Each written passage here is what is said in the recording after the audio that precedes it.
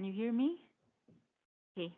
Good afternoon. Welcome back to the session, the labor market and COVID-19 pandemic, taking place as part of the seminar, the labor market, education and digitalization in the onset and post-COVID-19 pandemic. In this session, we will have two speakers, Professor Chris Martin from the Department of Economics at the University of Bath in the UK, and Judith Betsabe Fernandez from IIEc-UNAM. After each conference, discussants, Dr. Jorge Mendez Astudillo from IIEC and Dr. Magdaleno Colo also from the Department of Economics at the University of Bath, will have 10 minutes to comment the speaker presentation. We will have, again, a question and answer session at the end, but this time you will be able to raise your hand and have the microphone if you want to do any question or comment. Gracias. So it is my honor to welcome Professor Martin. Hi. He will be presenting the segmented market in a machine learning approach, the UK labor market. Thanks ever so much. Thanks ever so much for inviting us and being very warm and generous to us, and we're having a great time. So it's not only is it a good scientific thing, but we're having a good time as well. So this is joint work with my colleague and friend Madeline, who you can see here, and this was an especially enjoyable paper to work on because it changed drastically. It began as a theoretical project, and we were running simulations of a DSG model. And a theoretical issue became an empirical issue. So we had an empirical question. And in order to answer the empirical question, we had to learn how to do a very simple form of machine learning. So in doing this, we had a lot of fun and we learned a lot as well. But if you know anything about machine learning, you will realize that we are amateurs and beginners. And you can see that we have taught ourselves over the last 3 months. So we're very conscious that there is a lot about machine learning that we do not know. But hopefully we've done enough to be interesting. That's what we're hoping for. So what this paper about is, as you can see, it's about segmented labor markets applied to the UK.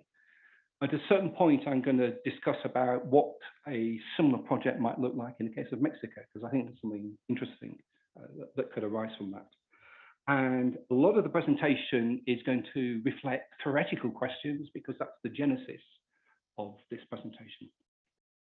So let me just briefly tell you what the results are, and then I'll spend the presentation explaining what it means and where it comes from. So let me just begin by stating the conclusions. And there's 4 main conclusions. The first is that we're going to look at heterogeneity in the labor market, in particular the UK market. And I'll discuss with you what we mean by heterogeneity, and I'll explain to you why we think machine learning is the right way to approach this. And what we're going to be using is individual level data on 25,000 workers in the UK. And what we're going to do is we're going to divide these workers up into 2 groups. And we're going to ask what are the main differences between the first group and the second group. And the role of machine learning is to do the separation into 2 groups. So it's kind of very simple. The reason we're doing this is, as I say, we're coming from a theoretical perspective, and we're interested in theories. That's where we started. And there's a recent fascinating theoretical literature which looks at what happens if you allow for 2 different sorts of workers.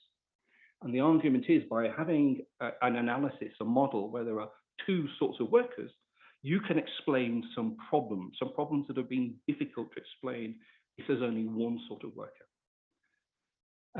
And these models make a very specific assumption. They assume that workers are identical apart from their productivity. So workers are identical in every way, except some workers are high productivity, some workers are low productivity. And the question we want to ask is, how do we test that assumption? How do we test whether workers are identical, but there's high productivity and low productivity. Because that's saying there's lots of heterogeneity, there's lots of different dimensions of heterogeneity, but the ones that matter from a theoretical perspective is productivity. And that's what we're trying to test. And that's how we got into machine learning, basically. Okay. And the results that we're going to come up with support this recent and I think interesting theoretical literature. So they broadly support it. But within the literature, there are different sorts of models. You can imagine there's a macroeconomics literature, there are a lot of papers, and there are different sorts of models. Some models assume that productivity is random. Some models assume there are good job matches, there are bad job matches, but these matches, whether it's good or bad, is random. So that's our first question. Is that true? Is productivity random, or is it driven by systematic factors? And you can see that this is a theoretical issue because empirically, I mean, of course it's systematic. But the macroeconomic question is, can we model it as if it was different, as if it was random? And the answer is no. Our results very clearly say no. In the literature, some models associate education with productivity. Some models associate a high productivity worker with a highly educated worker, a low productivity worker with a lowly educated worker. Some models just assume that productivity is independent of education. So again, we say, looking at the data, is there a relationship between education and productivity? Yes, very, very clearly, yes. And some models assume that labour markets are segmented. This takes us to the title and the topic. Some models assume that only educated workers can do high productivity jobs. There are high-skilled jobs that only graduates can do. Other models, and there are low-skilled jobs which only low-skilled workers can do. Other models assume that any worker can do any job, so that you don't need to be a graduate to do a high productivity job. And again, our evidence says that labour markets are not segmented. There are people doing high productivity jobs with low levels of education, and vice versa. We have overemployment or underemployment, which is what Matt was talking about this morning. So that's our results. And if you don't remember anything else, that's what we'd like you to take away from the paper. So if that's enough for you, then great. I'll carry on and go into a little bit more detail. What are the problems that the theoretical literature says that models with heterogeneity can explain? And I'll just briefly list them. The first is the volatility of unemployment relative to wages. This is a perennial issue in labour economics. We find it hard to explain why unemployment is volatile when wages aren't. Our models kind of say that should be the other way around. Heterogeneity, I won't go through why. The heterogeneity can give you an explanation of that. It can help explain the pattern of recovery from deep recessions compared to shallow recessions. We've just had a very deep recession. We've actually recovered pretty quickly compared to more shallow recessions. So economies recover more quickly from a deep recession. Now, why? Heterogeneity can explain why. Related to that is how job loss affects earnings. A similar kind of thing applies. And there's a relationship between duration of unemployment, how long a worker has been unemployed, and how quickly they find a job. And I won't go into detail about that, but that can also be explained using heterogeneity. And then more broadly, heterogeneity can explain the equilibrium rate of unemployment. Perhaps not surprisingly, if you've got high productivity workers and low productivity workers, so you'll have different labour markets and different rates of unemployment. So it can explain differences in equilibrium unemployment, and through that, it can explain the Phillips curve. Now, if you have access to the presentation, I hope you do, and you want more details, then there's a couple of links at the bottom of that slide. If you click on references, you can see who's done what. And if you click on the link that says more detail, it will go through the mechanism that's involved in these models, but I haven't got time to go through that, so I'm just providing those links for you. Okay, and I already talked about the model design issues, so I'll skip over that. I talked about heterogeneity, and the models assume that workers are identical, only some are high productive, some are less productive. There are other dimensions of heterogeneity. There's male versus female. There's young versus old. There's different ethnicities. There's temporary jobs versus permanent jobs. There's fixed hours jobs versus 0 hour jobs. Why aren't these sources of heterogeneity more important than differences in productivity? Why don't we have a model where there's a distinction between males and females, young and old? Okay. So why, we're asking, is it productivity that's the most important aspect of heterogeneity, given that there are all these different sources of heterogeneity? If I was doing this for Mexico, I would probably have another characteristic or another dimension. I might say, well, what about a formal sector employment, formal sector jobs compared to informal sector jobs? Is that more important than other sources of heterogeneity? And I think that would be a fascinating question to look at. So we're saying, is it true that it's differences in productivity that matter rather than these other dimensions of heterogeneity? Okay, because time is short, I'm going to leap ahead slightly, and I'm going to show you our data. So these are our data. We've got 25,000 observations. These are 25,000 workers. We're not looking at the unemployed or the self-employed. These are only people who are employed. And there are 25,000 of them. And what we're going to do is we're going to group these workers. We're going to cluster them. We're going to put them into groups. And you can see the variables that we're going to use. We're going to use, going from, we've got things like locality, or do you work in London? Are you female? Are you non-white? Are you young? Do you have short tenure, long tenure? But we also have measures of productivity. Our data source does not have a direct measure of productivity. Our data source is a little bit like your NOE. I can't pronounce it very well. Yeah, your NOE. It's the UK equivalent. So there aren't measures of productivity, but what there are measures of occupation. You have different occupations. You have high skill occupations, medium skill occupations, low skill occupations.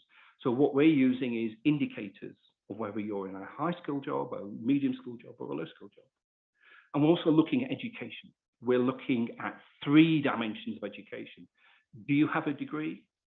Do you have UK A levels? I'm sorry, I don't know the Mexican equivalent, but the kind of the highest level of school qualification. And GCSEs, which is the kind of standard level of qualification. Or, as I say, sorry, I don't know the Mexican equivalents, but I'm sure you do. And these variables are all categorical. They're all either 1 or 0. And the question we're asking is, which is the most important dimension of heterogeneity? The theoretical literature says it should be the first ones. It should be the measures of occupation, and it should be the measures of education. Now, why use machine learning? Well, we're going to explore heterogeneity. There is no measure of heterogeneity. There is no index of heterogeneity. There is no dependent variable. Therefore, you cannot use a regression, or you cannot use what's called supervised machine learning. There's no thing to explain. What you're looking at is relationships in the data, and that's why we use unsupervised machine learning. That's why we use clustering. Okay? So we're going to cluster this data. We're going to run this data through a clustering algorithm. Now, there's lots of questions that come out of that. Let me quickly go through some of the methodological questions. What does clustering do? And I think the first bullet point kind of explains it very clearly. Clustering aims to allocate each data point, each out of 25,000, into one of a predetermined number of clusters. So you, the investigator, say 2 clusters, or 3 clusters, or 4 clusters, in order that data points within a cluster are similar, and as far as possible, they are distinct from data points in another cluster. We try to distinguish data points as much as we can do. So some technical issues. The first is clustering is based around a central point. You measure things relative to a central point. How do you define the central point? That's the first thing. The second is we talk about distance. How do you measure distance? And the third is which algorithm do you use? Okay. So the best known form of clustering is what's called k-means, where the central point is the mean point in the cluster, and the difference is the Euclidean difference, the sum of the differences squared, square rooted. That's useful and appropriate if your data is continuous. It's less appropriate if your data is categorical. Because our data is categorical, we're going to use the median. So we're going to use k medians, and the Gaussian difference, the sum of squares square rooted, is less appropriate with categorical data. We're going to use something called the Hamming distance, which is actually very simple and intuitive. And there's a particular algorithm. We're going to use a particular algorithm which is designed for categorical data. If you want more details on that technical stuff, if you go to the link, if you have access to the presentation, click on more details. It will talk about the centroid. It will talk about the measure of distance. It will talk you through the algorithm. Okay? So one obvious question is, the investigator set determines how many clusters. The investigator says, I'm going to assume 2 clusters or 3 clusters or 4 clusters. So how do you determine the cluster, the number of clusters? And we're going to use something called the silhouette. Okay? And rather than explaining it, I'm going to show you it. So this is a diagram in the case where there are 2 clusters. So we said to the algorithm, cluster all these data points into 2 groups, into 2 clusters. And for each data point, what you do is you calculate what's called the silhouette value. And that is a measure of how close each data point is to the central point of the cluster relative to the central point of alternative clusters. Now, this measure goes from -1 to +1. +1 means the data point fits perfectly within its assigned cluster and absolutely imperfectly to other clusters. If the value is less than 0, the data point fits better in an alternative cluster than to its assigned cluster. So these are our results. These are the silhouette values, and there's a dot for each of the 25,000 data points. You can see the great majority are positive. So a great majority of data points belong best in their assigned cluster. There are some negatives, but not very many. Okay, you can do this with 2 clusters, 3 clusters, 4 clusters, etc. How do we determine the number of clusters? We use 2 statistics. The first statistic is the mean value of the silhouette statistic. The larger the silhouette statistic, the better the data point fits within its cluster. So you can simply use the mean. That's the first measure. The second, and you want to maximize that. The second measure is the percentage of data points where the silhouette is negative. That's the ones to the left-hand side. Those are the ones that fit better in alternative clusters. So we're going to measure also the percentage with negative silhouette values. You want to minimize that. So here are our results. The blue bars show us the average value of the silhouette. You can see that, first of all, for 2 clusters on the left, 3 clusters, 4 clusters. And you can see the value declines and it's maximized when there are 2 clusters. So the mean silhouette says 2 clusters. The orange line is the percentage of cases where the silhouette is negative. And you can see that it is small, not smallest, but small when there are 2 clusters. So looking at that, we infer the best is 2 clusters. But we also have results for 3 clusters and 4 clusters. I don't have time today to talk about 3 clusters and 4 clusters. I'll just look at the 2 clusters. Okay, so what do our results look like? Let me just show you the table. Hopefully you can see that. And this is the slide I didn't show. My apologies. My apologies for that. Okay, you can see some highlighted red figures and some black figures.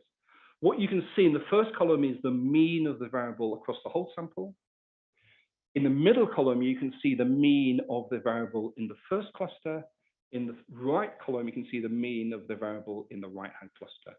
What does red mean? Red does not mean statistical significance, because the difference between the middle column and the right-hand column is statistically significant for every variable and for any level of significance. All of these differences are strongly significant. Okay, so they're all significant. In red, we're highlighting the largest difference. Okay?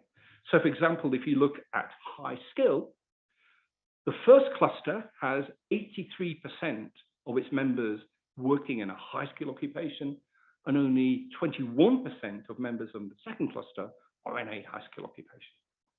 If you look, for example, at low skill, only 8% of workers in the first cluster are low skilled, compared to 33% in the other cluster. So looking at the skill measures, it's clear that the first cluster has got a majority, a preponderance of high skilled workers. The right-hand column has got a preponderance of low-skilled workers, so we refer to this as the high productivity cluster, the low productivity cluster. Thank you. In addition, if we look at the education variables, graduate, A-level, and GCSE, again, we see the same thing.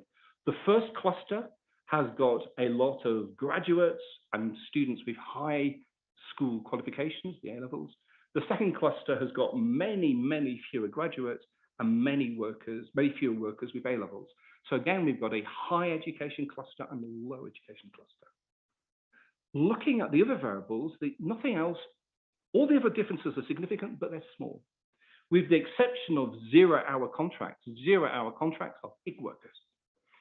That's a pretty large difference, but the number of gig workers is actually small, so we're going to ignore that. So what can we infer from this? That we've got a high skill, high education cluster and a low skill, low education cluster. That supports the theoretical literature that says that what matters is differences in productivity and not differences in gender and age and ethnicity and those other things. So we read this as giving support to the theoretical literature. Now that's our main result. Okay? The remainder of my talk, very quickly, we'll talk about the robustness of that. Now we've made some methodological assumptions. We used the k-medians approach. There are two other approaches you could use, and we're going to use those. But the other thing we did here was we clustered on every observation. So what we're going to do as a check is we're going to divide our sample into two. The first subsample we're going to cluster. The second subsample we're going to cluster separately. And we're going to say in what percentage of cases is the data point assigned to the same cluster with all observations compared to the subsamples. That's our first check of robustness. And what we find is that in 96% of cases, the data points are assigned to the same cluster, whether we use the whole sample or we use subsamples. So it's robust to using subsamples. Now, in that experiment, we split the data into two equally sized halves. If you split the data, rather than 50-50, you split it 90-10 or 75-25, you get very similar results. Again, you can see the percentage of observations, data points in the same clusters is very high. So our results are robust to doing it on subsamples. And that's a sort of validation, hopefully. The final thing I'll tell you about, or quickly discuss, is alternative approaches. An alternative approach, which is very familiar, very popular, you may be familiar with it, is the so-called k-means algorithm, and we're going to use that. And also, there's something called soft clustering. Now, what's happening with our clustering approach is we're using what's called hard clustering. Oh, no, that doesn't work. We're assuming that every data point is in either one cluster or another cluster. It's hard clustering. You're there or you're there. There's an alternative approach, which is called soft clustering, which is probabilistic. You give a probability to a data point being in the first cluster and 1 minus that probability of the data point being in the other cluster. That's called so-called soft clustering. Okay?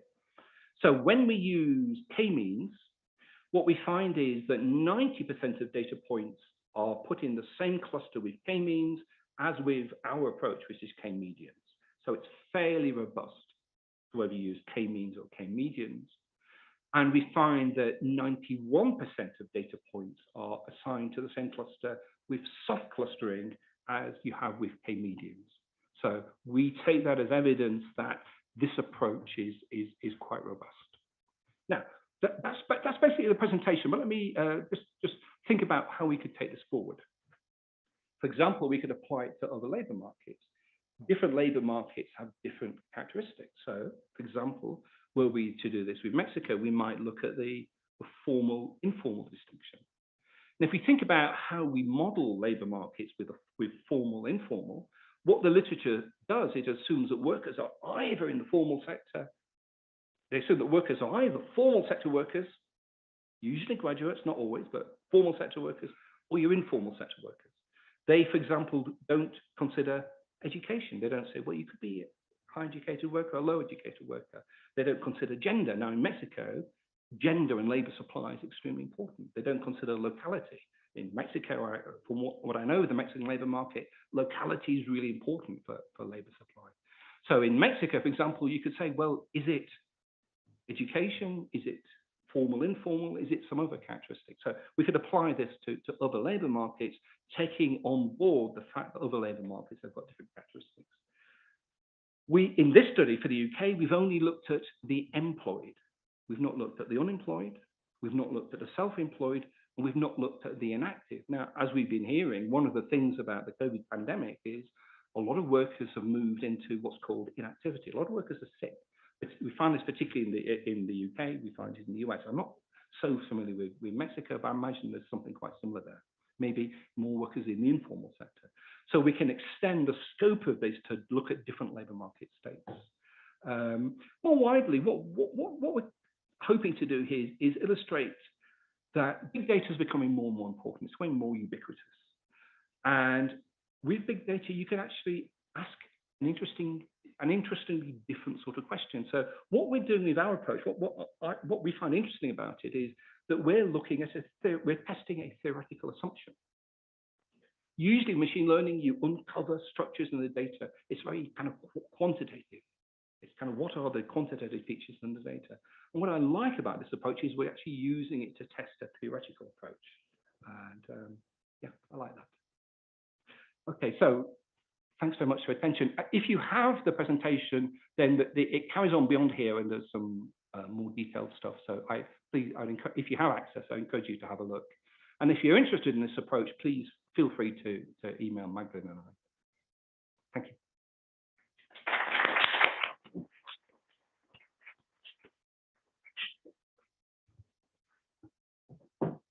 Thank you so much, Professor Martin. Now we'll have a 10-minute comment from Dr. Jorge Mendez Astudillo.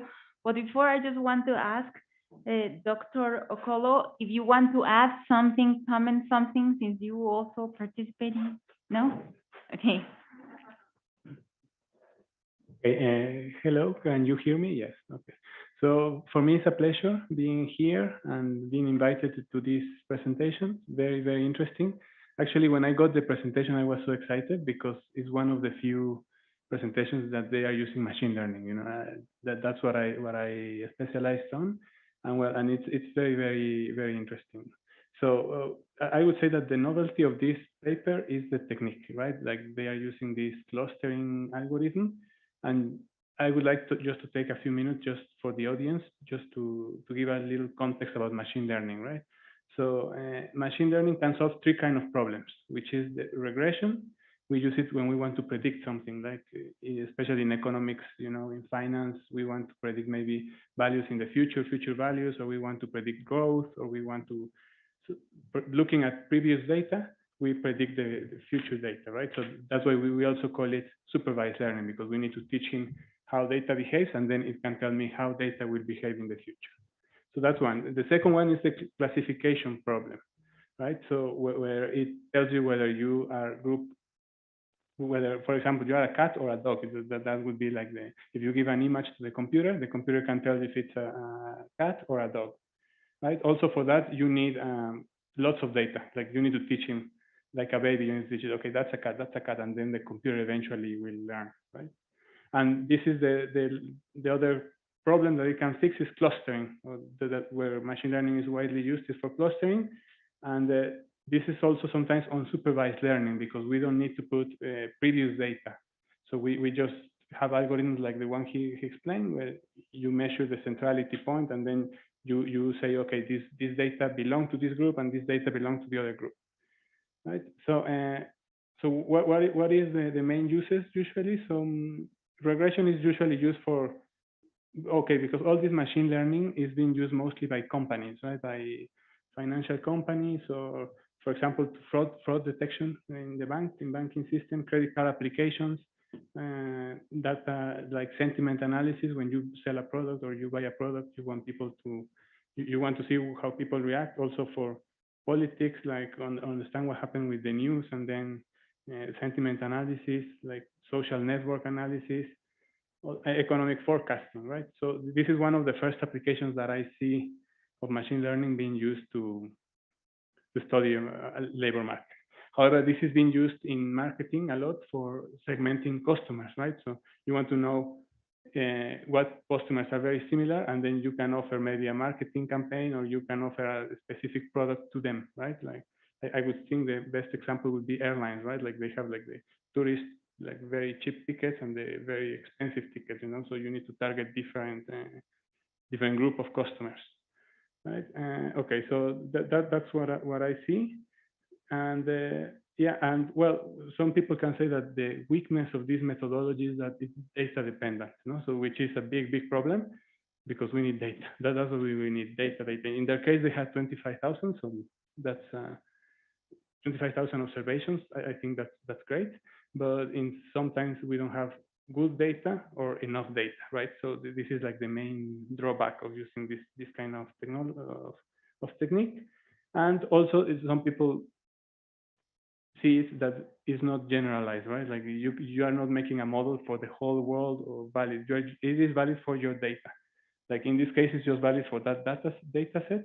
But if you change it, especially because the K-means algorithm is very sensitive, so to outliers. So if you change your data, then your results might change completely, right? So that can be a weakness, but it's also a strength because then, as he pointed out, we can study another market, right? If we have different kind of data, then we can study and maybe we can compare, or we can see what happened after the pandemic, right? If we have a new data set after the pandemic or something like that. So I think that's a strength. And well, and then yeah, and I think in just as a suggestion, maybe you could try an algorithm called DB-scan, which stands for density-based spatial clustering of applications with noise, right? And that's an algorithm that it's actually based not on centrality, but on density of points. So you don't need to tell him how many clusters you want. And then, so I was thinking that maybe that's interesting. Maybe we find that there are other clusters, right, within the market itself. And then I don't know, so some maybe new results might come up from using this kind of algorithms. Okay, and yeah, and well, I'm very excited about the future. I think this could be applied with a new data set to Mexico. It would be very exciting to see new results. And then, and just congratulations. I don't know if there are any questions.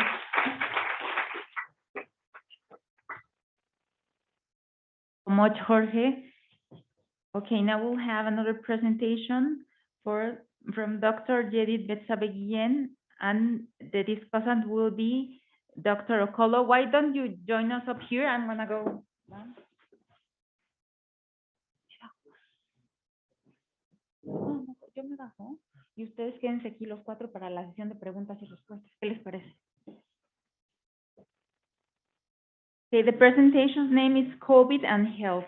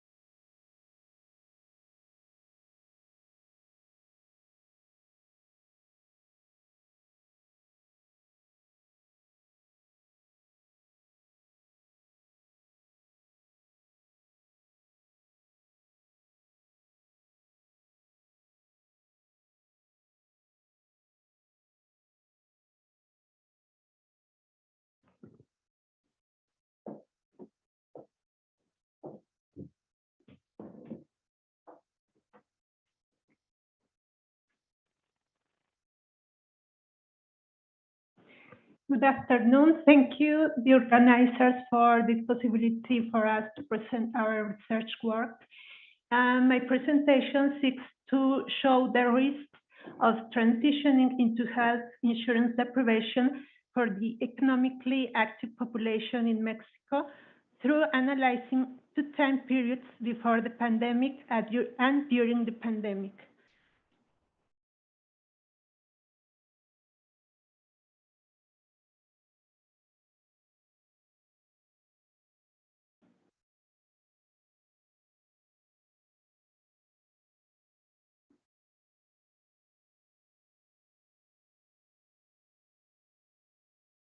Okay.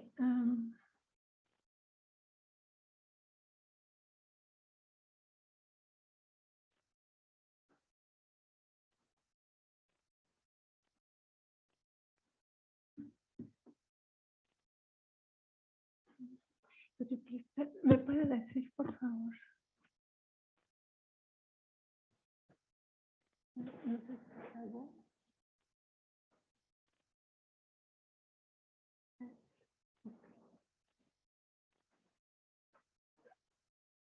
Okay, sorry about that. So the content of this presentation includes the research objectives and the research questions. Also, it is important to show the labor market context in Mexico. Then I will explain data and methods and results, as well as the model's estimates based on probabilities and incidence of health insurance deprivation, plus the risk with covariates influencing health insurance deprivation for working age population, and finally, the conclusions.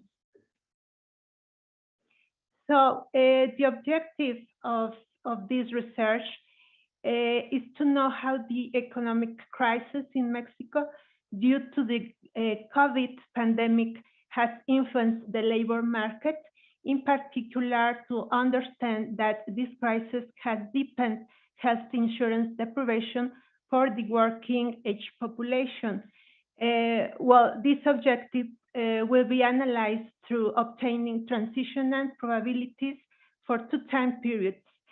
And the research questions are what are the risks of transitioning into deprivation in access to health insurance for the Mexican working age population before and during pandemic, and also what are these factors, and what are the risks or probabilities of transitioning into deprivation in access to health insurance for this working age population.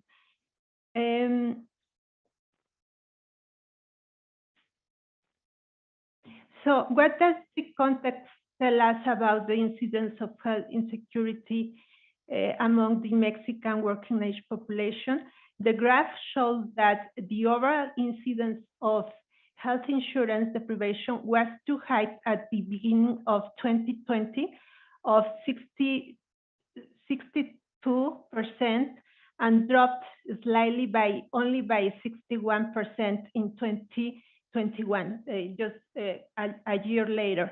The incidence for women dropped by 60% by the first quarter of 2020 and increased again to 62% in 2022. This is due because the incidence of health insurance deprivation for women decreases slightly by 59%, but incidence for men has been the same all over the periods of analysis, about 62%. What about the employment rate at informal sector? About 29% of the employed people in this sector shows clearly that men has increased this incidence since the first quarter of 2020 until 2022. The overall trend is similar, however, women decreased their rate slightly by 28 in 2021 and increased in 2022. Now, I would like to speak more about the data for this study. The data used in this research comes from the National Occupation and Employment Survey, ENOE, as its acronym in Spanish. I should say that ENOE is a panel type survey. The sample design is probabilistic, so the results obtained from the survey can be generalized to the working age population, and the target population for this study are people aged 18 to 65 years old.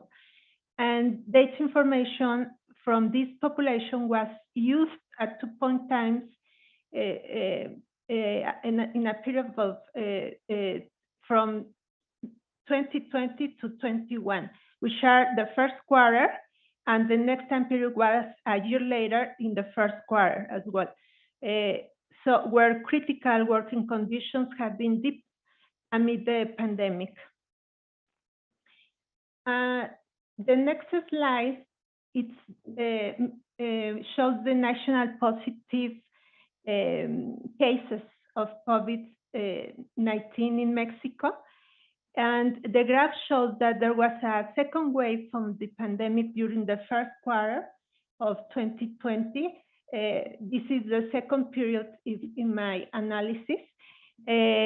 So when I expect the working age population to transit, to move into these probabilities of health insurance deprivation.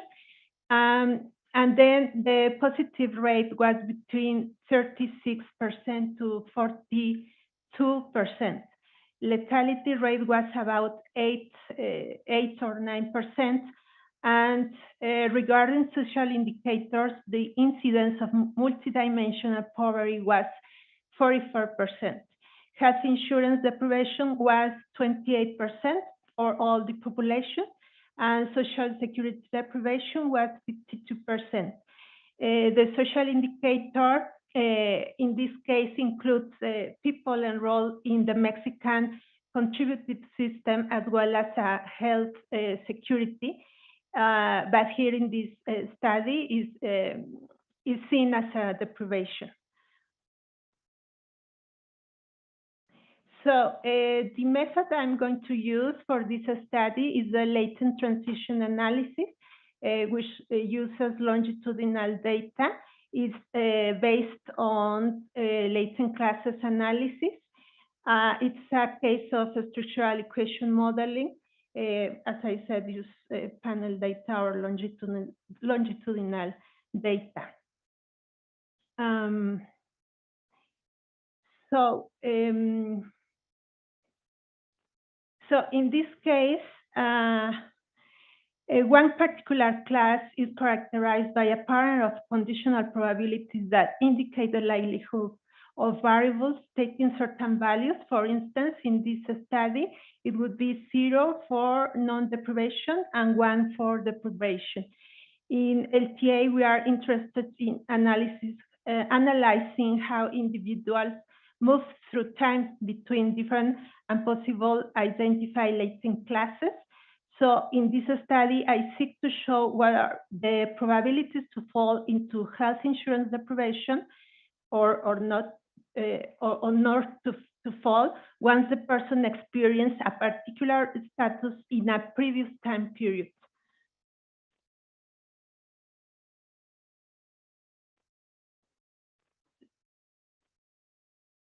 So we have here the formula that shows us the probability of observing a particular vector of responses, which is a function of the probabilities of membership in each latent status at a particular time, in this case, 2020, the first quarter of 2020. The deltas or status membership probabilities you can see in the first row, as well as the probabilities of transition to a latent status at a particular time, given the latent status membership at the immediately previous time.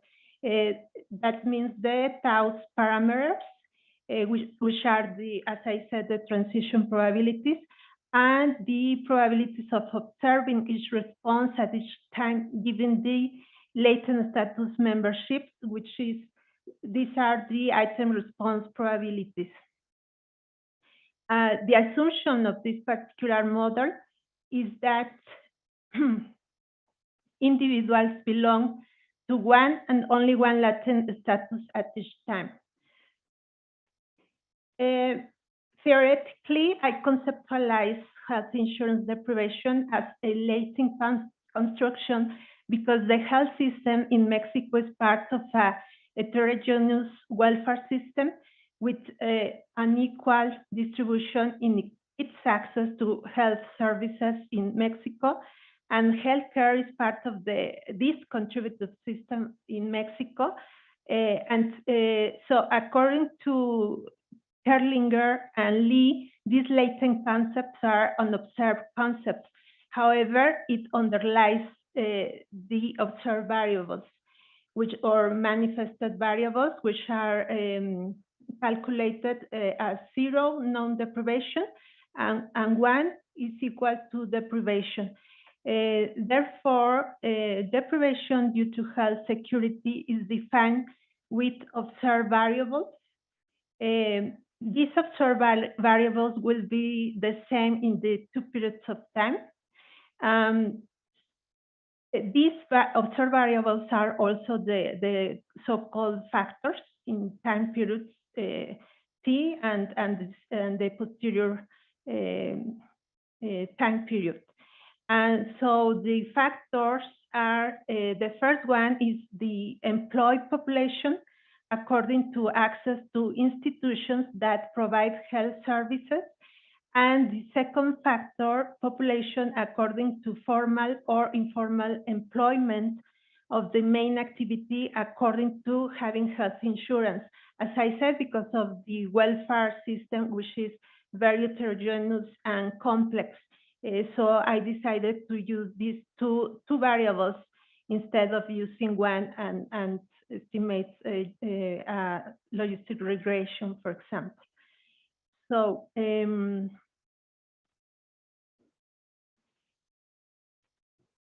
so we have here the goodness of fit, and it says that the best fit model prediction is based upon the following statistics criteria, which are the IIEc information and the Bayesian information criteria, which are well-known tools for comparing competing models regarding the balance between fit and parsimony. So the best fit model should be identified based on the lowest big value, and the entropy value should be near to 1. This indicates a clear separation of classes. So the number of classes will be 2 because it's the best model I estimated. So the results are latent transition analysis and probabilities, but first I would like to show the incidence of health deprivation insurance based on this model I estimated, because the model also gives these results, and then the model estimates show the incidence of the working age population for 2 time periods. So we can see that deprivation has deepened from 46 to 52% among working age population between 2020 and 2021, and deprivation decreased from 54 to 48%. So the second period is the one of the top. Later on, we have the latent transition probabilities with 2 classes, as we said, with the tau parameters. So the probability of a person to experience deprivation in the posterior time period as experience deprivation in the previous period is 0.61. More than half of probabilities are also for those working age people that were indeed non-deprived and moved to deprivation. And low probabilities for those people experiencing non-deprivation in the second time period in this during this period of pandemic.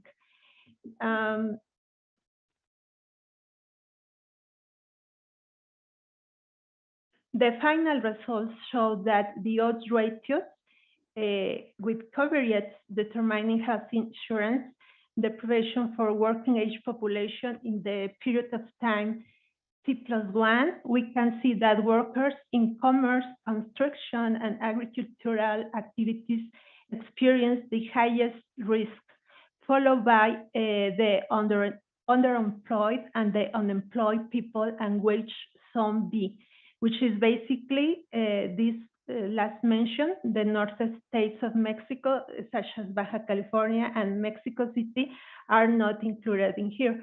the rest of the country are included in wage zone B. Lowest risks are for women, workers living in rural area, and people working in services, merchants, artisans, and farmers. Finally, I got the conclusions for this study, and the answer to the research question is that the probability of experiencing deprivation due to health insurance has deepened, particularly with respect to the working age population that presented deprivation in a period prior to the pandemic towards the first quarter of 2021, time in which the critical conditions of the COVID pandemic are found. And the factors that most strongly determine deprivation due to health insecurity are factors related to the labor market, leaving aside demographic factors such as gender and type of locality in the second quarter of 2021. It is concluded that public policies could be oriented towards increasing the labor supply through public investment and, above all, creating a more comprehensive social security system that includes health security, not only for formal workers, but for the rest of the workers, since it is a constitutional right. Well, I finished this presentation. Thank you very much.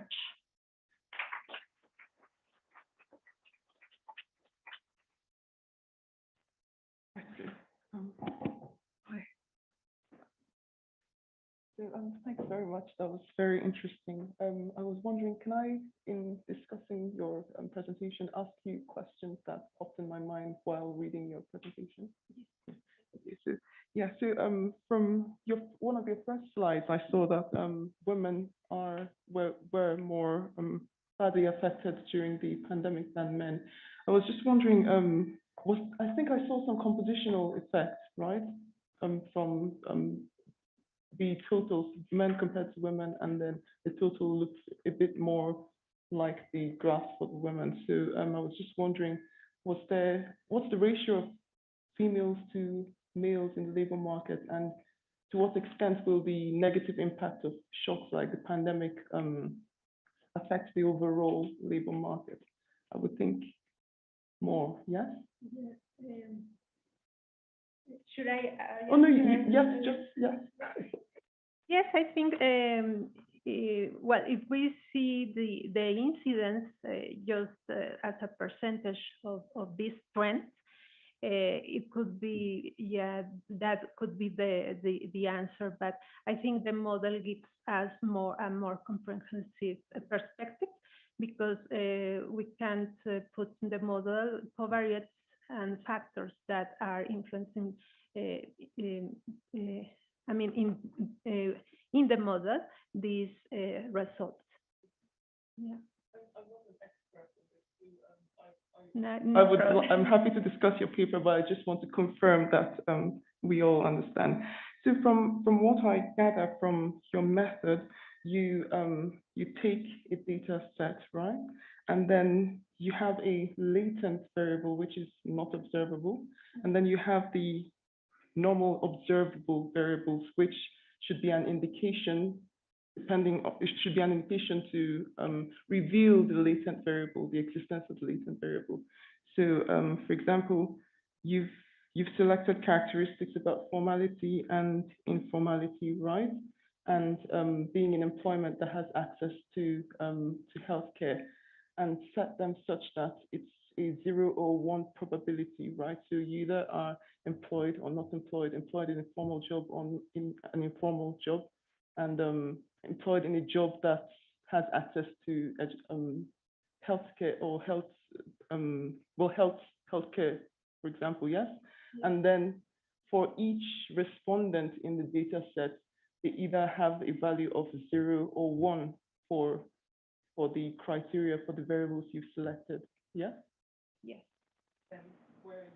one, for example, for each response to that variable for the individual, then that reveals the latent variable you're talking about, which is an indication of the possible transition to health deprivation. Yeah?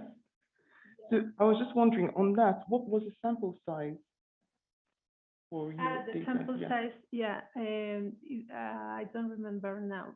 Sorry about that, but yeah, it is a NOAA, and I took into account the first panel in 2021 and the first panel in 2020. So they are the same people. Yeah. Okay. Sorry. That's fine, that's fine. How do you, it means that you also have to choose the observable variables that are mutually exclusive. So the individual cannot be in one or the other. So it must be an absolute 0 or 1. And then you run a probit test, sort of, yes? And I was just wondering, are there iterations of the probit regression, or is just one regression for all the data sets you have? Yes, it's one regression, and the assumption here in latent transition analysis is that you were in a previous period in a specific status, and from that you estimate the second status. So this is from Markov's assumption from first order assumption, but there are other kinds of models just that you can estimate a more dynamic probability. So based on the value 0 or 1 for the observable variables, you can determine the probability of an individual in that sample transitioning into remaining in health deprivation or transitioning into health deprivation. And your results showed, following the AIC and BIC criteria, that two groups was the optimal, yeah? Yes. Yeah, and then your results also showed that people were highly likely to remain in health deprivation. For those who were in health deprivation, they were more likely to remain in health deprivation. And there was also the high likelihood of people transitioning into health deprivation as well, and the smallest probability of people actually having consistent healthcare, as in not going into deprivation. But I was just wondering on the policy aspect of things, access to healthcare being a human right, as I said, which we all, I presume, agree with. Is there a middle step between where Mexico and the Mexican economy and healthcare system is now and the ideal thing where everyone should have healthcare? Is there a middle ground sort of where we can count a milestone before that perfect situation where everyone has healthcare?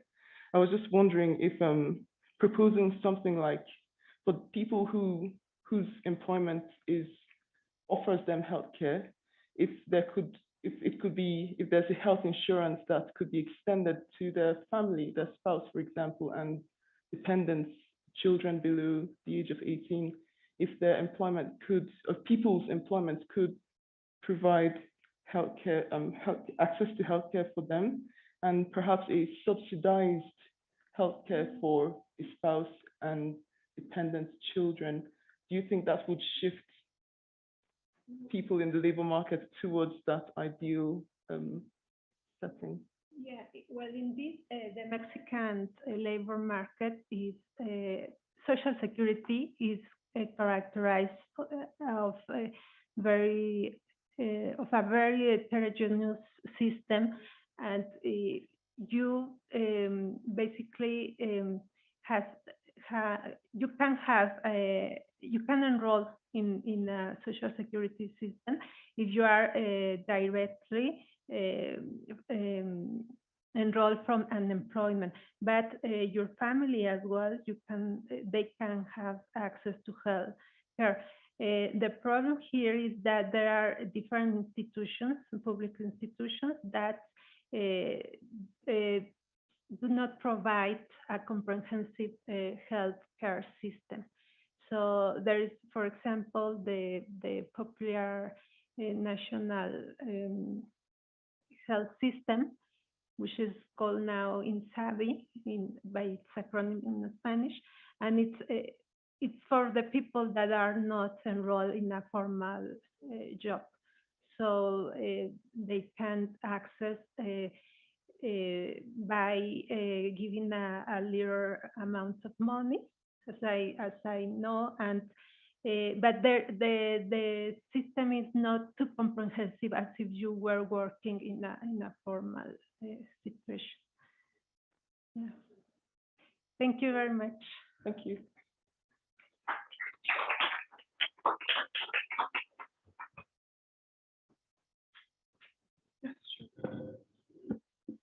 Okay, so we have 25 minutes left for questions.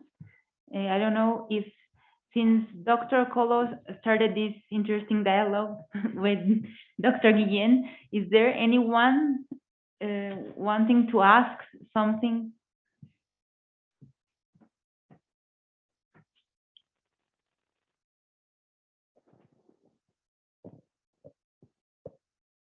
Thank you.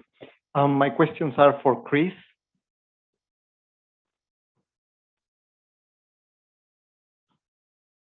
Yeah.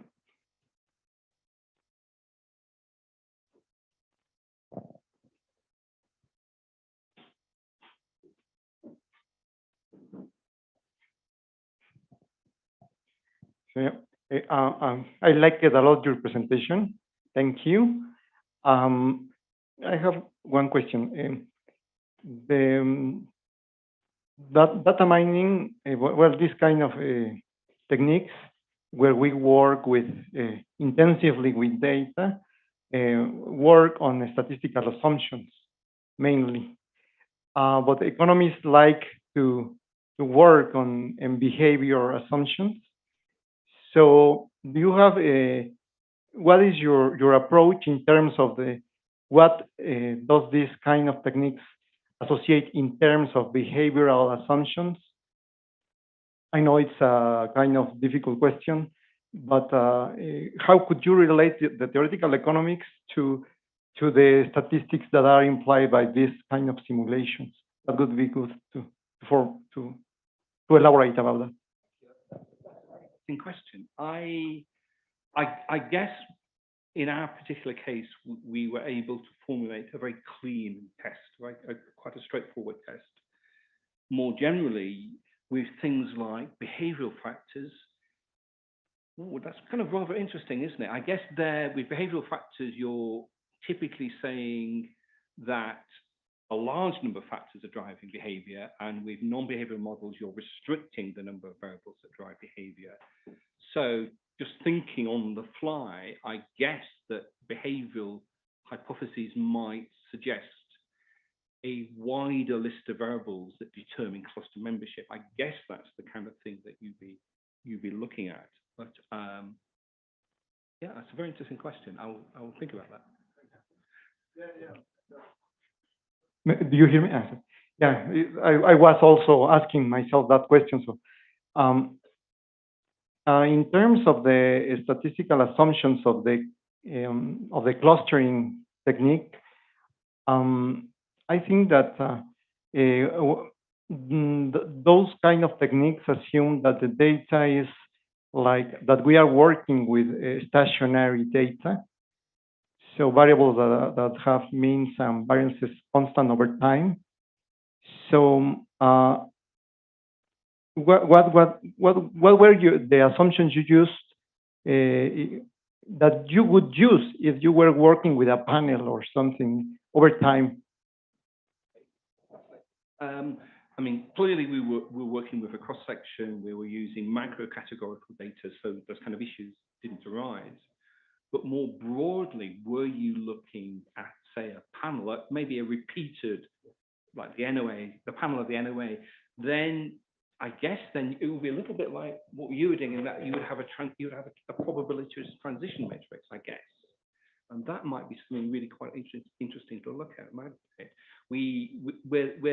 We're thinking about how to move it into a more dynamic context. At the moment, we feel like we're kind of amateurs in terms of machine learning. There may well be a great technique out there for doing dynamic clustering over time. But yeah, I don't think. Yeah, as far as I'm work with data, it's mostly static data. Like you can cluster at different moments, maybe, and then compare the clusters, maybe. But that's what comes up on top of my tongue. Yeah. I guess you could define a variable which is, for example, did your employment status change before and after the pandemic? And that might, if you can compress it down into a cross section with those dynamically defined, that might be a way to do it.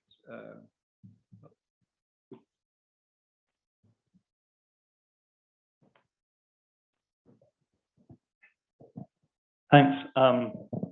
Thanks, Chris. Yeah, I have a question for you as well. Again, very much enjoyed the presentation. But what I was thinking really was, great. What do we do now, right? So that you've got these two, and you made a very good case that the workers fall into these two clusters, and they were very clearly defined in terms of their education and skill level and what have you. So for me, it felt like, okay, this is a first stage of a process to now be like, right, what can we do going forward? How have these clusters, how are they experiencing different things in the labour market, perhaps over the pandemic? So it comes to the dynamic question a little bit, and whether it's possible you can take your model, and then so you've got one wave of the LFS there, right? So then you could take the next 3, 4, 5 waves to go through the pandemic, and are you able to then take your cluster definitions and for the new data assign people, because it's going to be different people, right? Assign them, okay, you have all these characteristics, you're going to be in that cluster, and other people, you're going to be in that cluster, or even do it on a probabilistic kind of basis, to then look at, okay, how do these two clusters experience life during the pandemic? How's it evolved? Is that something that could be done? Strictly no. Because there's no variable that you're explaining. There's no dependent variable, and therefore there's no. It's as you were saying. It's not. You can't have a training model. So if there was a clear measure of heterogeneity, then you could, for example, do a training model based on one wave, and then use the second wave as the prediction. Now we don't have that with this. What we could do, for example, is look at different labour market states. For example, workers who moved from employment to say inactivity, a big issue at the moment. What are the drivers of moving yourself back out of inactivity? But I think what we could do is a wave by wave clustering, and we could look at, for each individual, their movements for each wave, and track how your movements. You track your movements between states through the waves, and track systematic differences in your trajectory to the underlying characteristics that our model is kind of suggesting is driving the labour market, education and occupation. But I'm just thinking, so LFS, you do have a bit of longitudinal where you do have the same people, right? Yes. 5 waves. Yes. So you could take your first wave, and then you know which cluster people are in, right? Yes. And then you could look at, okay, what happens to those people? So just within a 5 wave. Yes. Yes, you could. So you could, for example, look at the labour market, typical labour market trajectory of an individual in the first cluster compared to the trajectory of the work in the second cluster. You could certainly do that. But I don't know if you could use. No, I guess you could do that. Then in effect, what you're doing is you're using your first wave clustering to. You're not predicting what will happen in the second. No. So it's not a kind of prediction model, but you can look for consistent patterns that are emerging. Yeah, because I mean, most of the time we'll be looking, okay, so what I'm going to talk about a little bit tomorrow. So here's the graduates, here's the non-graduates. what happens over time. Yeah. And that's just choosing one particular characteristic, whereas what you've got is a classification that takes into account, 20, 25 different characteristics that lead you to be in those clusters that are obviously highly relevant, right? In terms of, it looks like it puts people together into these two, high skill, low skill, and as you say, backing up the kind of theoretical idea. I think it'd just be interesting to see how those trajectories play out over the next 5 quarters or next 4 quarters, and how that compares to if you were just to take the high skill as a single category versus low skill, and just it feels like there's a lot of value added because you are combining so much information to categorize the people. So yeah, I mean, and I guess it's similarly, you could be thinking about this from Mexico or anywhere else. So, Exactly. So, yeah. so I was very excited by the presentation and thinking about, right, okay, where do we go now? So thank you. Thanks. You're doing my job for me. That's great. Thank you very much. Thank you very much. And also I have a question for Chris and for Judith. So for Chris, it's more like a comment on what Matt is saying. So wouldn't be a problem that you follow these waves, and then the question is whether if you find there are a group of people who change cluster, you don't really know whether it's because the clustering is a problem or because there is a structural inequality or that is happening inside. So you need to disentangle these two effects, either by running, I don't know, robustness checks and make sure that actually the model you have is actually is a good clustering, etc., and then running this experiment or finding an alternative way. So probably it's another question, is more like a comment about that. And the question for Judith is that because you show us a plot where there is deprivation of men, women, and the total, and also the informality. So it happens that men are increasing or the number of informal people in the market in terms of males is increasing. So the question is, do you have an idea why is that? Because that seems to be the pandemic period, no? So what we know from the Mexican labor market is that women are the majority who are in the informal market. So what is going on now? So that's the first question. And the second is, if you can relate that with the health deprivation, which your model could provide some insights about that. Thank you.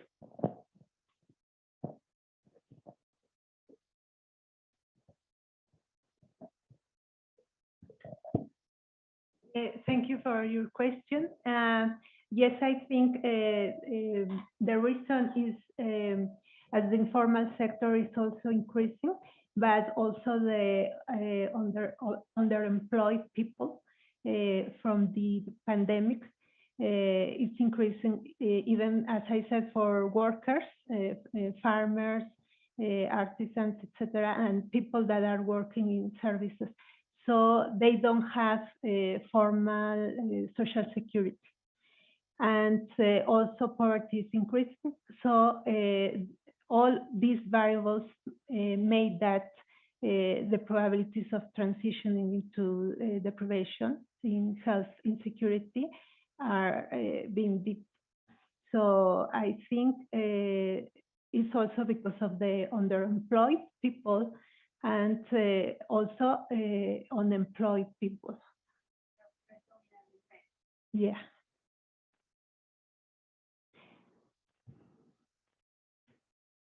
Okay, thank you.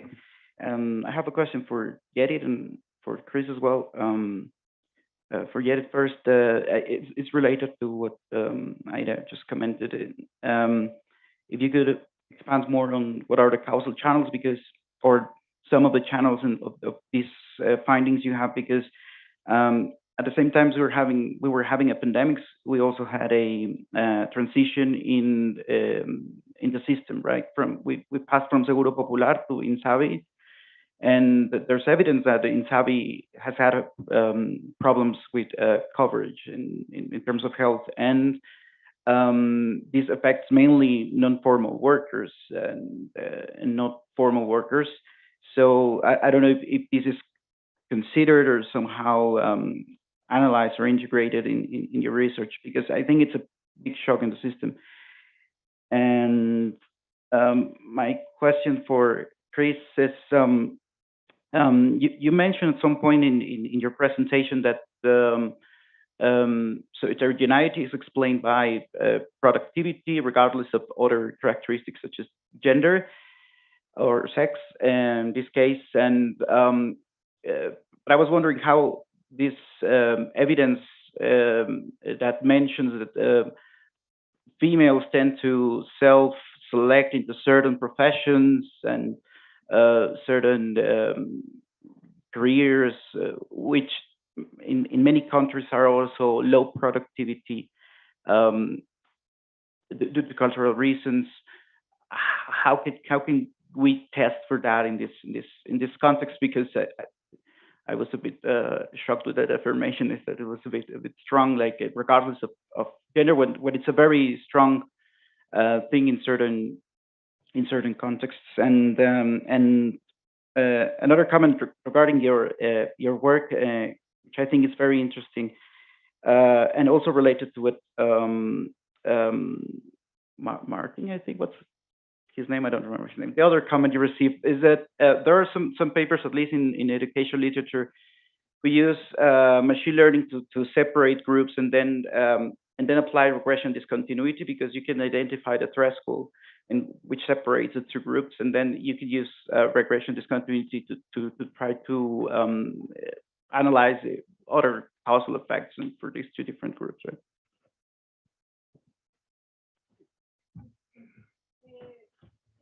Your question is very interesting because the latent transition analysis, this model gives this possibility to obtain transition probabilities for other kinds of people that you indeed can put in the model. So, for example, for the underemployed or the people that are informal workers, so you can have a transition in probabilities that you need to estimate a mixture model from the latent transition analysis. Regarding your first question, essentially you're asking about endogeneity, really. And I think the point is very well taken. The algorithm issues of exogeneity and endogeneity don't really arise in the algorithm. We just throw some data at the algorithm. But the results are not an endpoint. As you say, if, for example, we find that, say, education is one of the drivers of clustering, educational choice is endogenous to a wider analysis. It's not endogenous to the statistical thing that we do, but in a wider analysis, clearly it is endogenous. So that highlights one policy area, which is, if it's the case that education is a gateway to quote unquote good jobs, that highlights the importance of focusing policy on education rather than some of these other characteristics. But that's not to say the other characteristics don't matter. They matter because they influence the educational choice. So they have an indirect effect via their impact on, say, education or occupational choice. If that makes sense. Regarding your second question, I hadn't thought of that, but that's very interesting. I don't think we could do what you're suggesting using heterogeneity, simply because there is no measure of heterogeneity to put on the left-hand side of a regression discontinuity thing. But what you might do is take the results of this clustering in order to split observations into two groups and then run a regression where there is a clear variable on the left-hand side, say wages or employment or some other outcome variable like that. So I don't think you could do regression discontinuity on heterogeneity simply because there is no measure of it, but you could use it as a kind of first stage, splitting data. and then do a more traditional discontinuity where you actually choose a variable you want to analyze, a dependent variable. So yeah, I think you could certainly do that.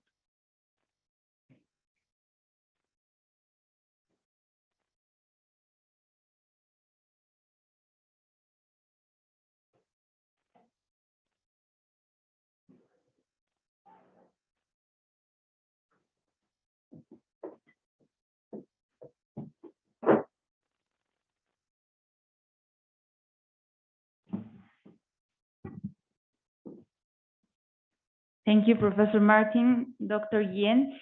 If there are no more questions, I think we are done for today. Thank you to all the speakers. We had a splendid presentation. Thank you also for those attending the auditorium and for those watching the seminar on YouTube. See you tomorrow. The next session will be tomorrow, 9 a.m. I don't know if Dr.